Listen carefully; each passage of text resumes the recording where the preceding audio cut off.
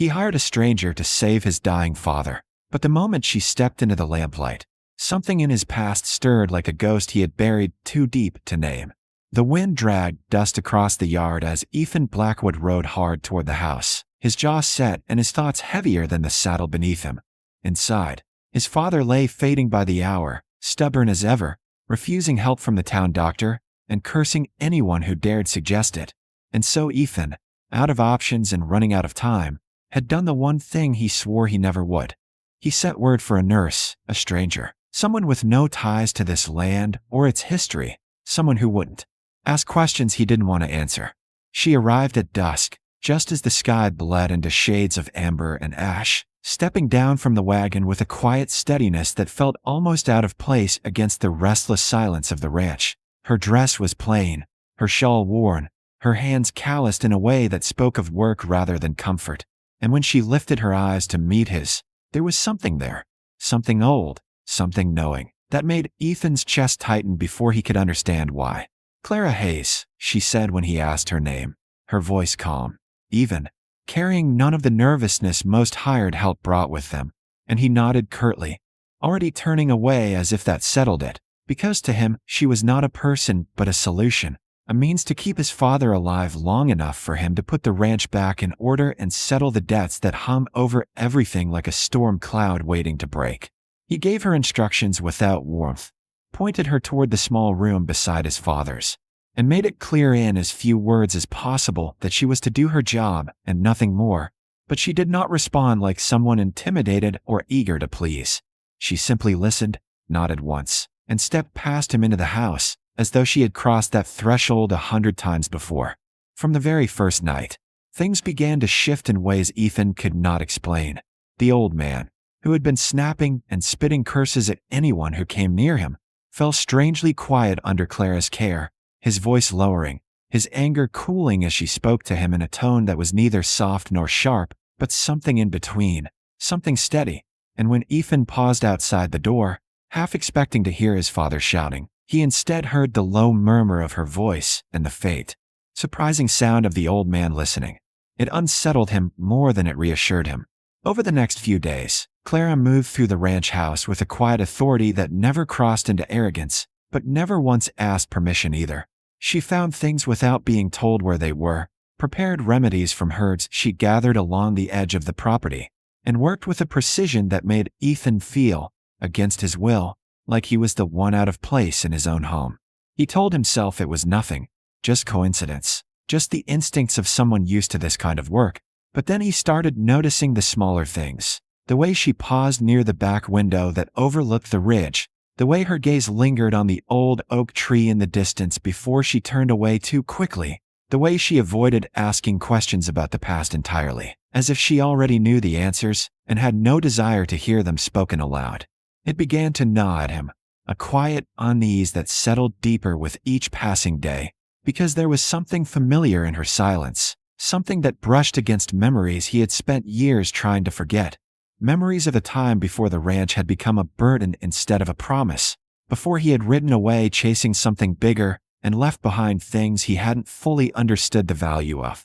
He caught himself watching her more than once, watching the way she worked, the way she carried herself, the way her eyes flickered with something unspoken whenever their paths crossed, and each time, he pushed the thought aside, irritated by his own distraction, reminding himself that she was just passing through, just another hired hand who would leave once her job was done.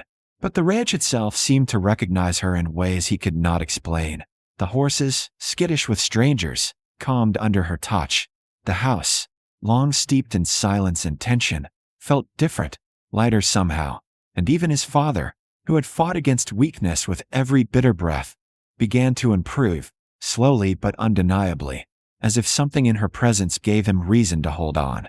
Ethan should have been grateful, and part of him was, but another part, the part he kept buried, felt something closer to unease, because this was not how things were supposed to go.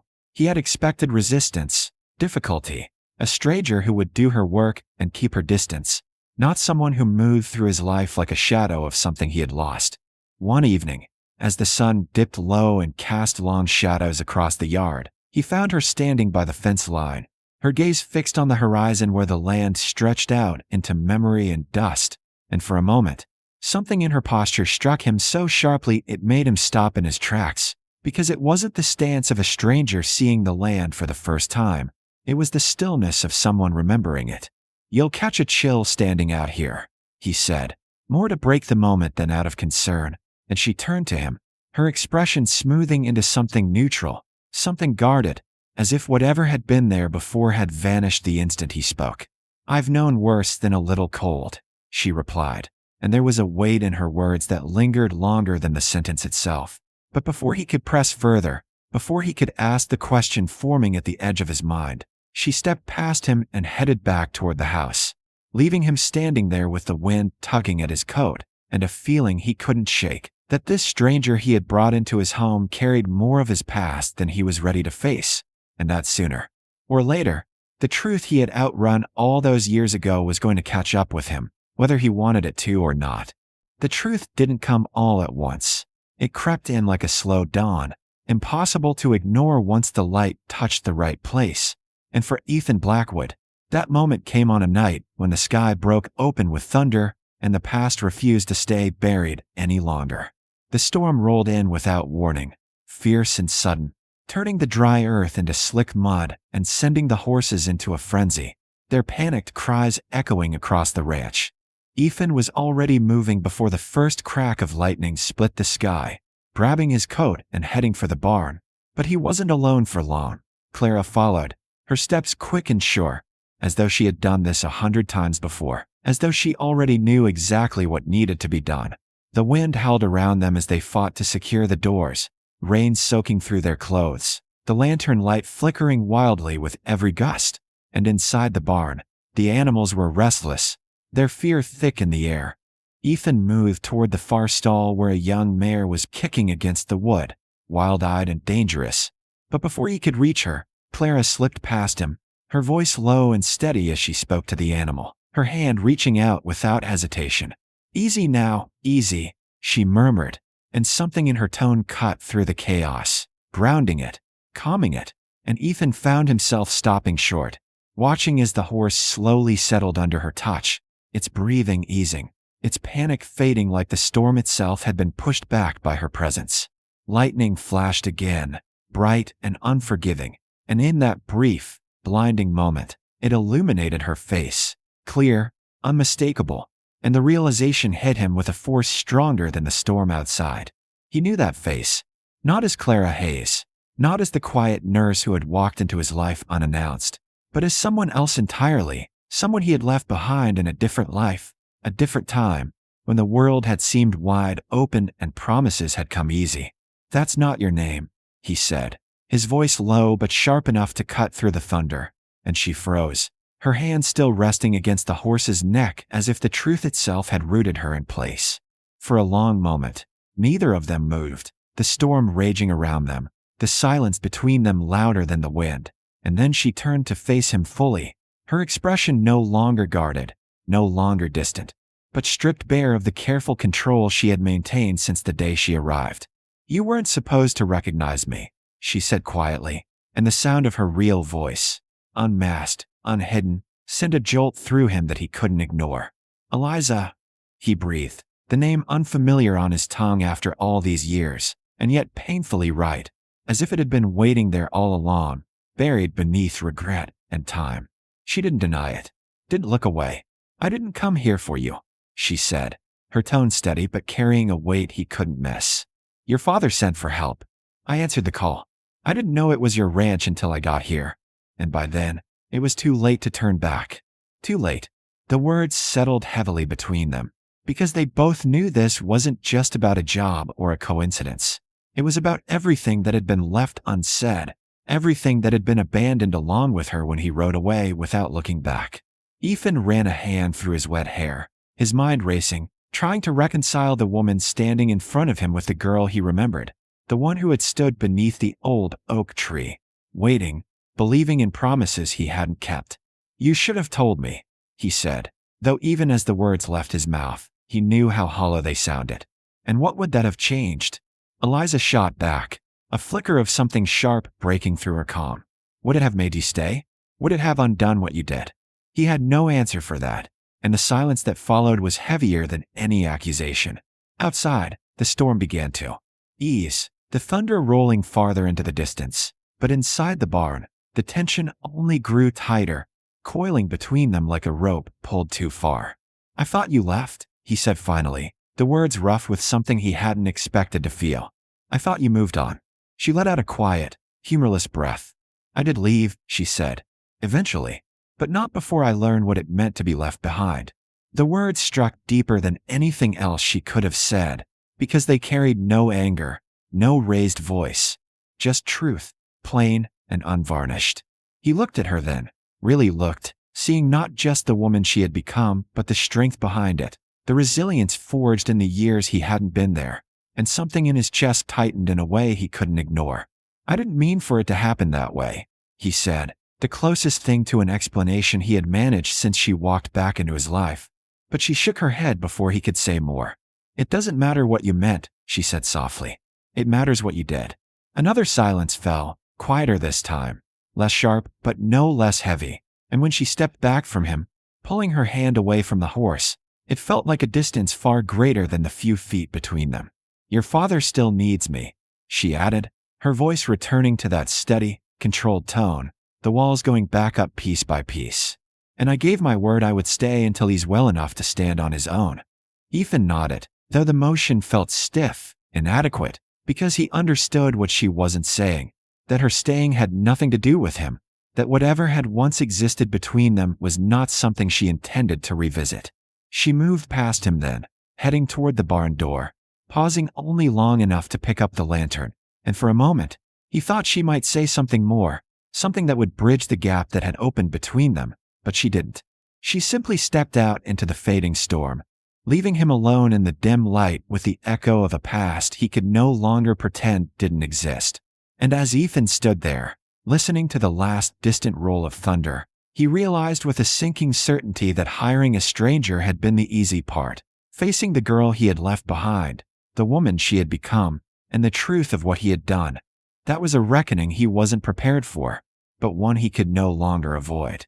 The past doesn't ask for permission before it demands to be faced, and by the time the sun rose over Blackwood Ranch the morning after the storm, Ethan knew there was no turning back from what had been uncovered between them. The days that followed were quieter, but not easier.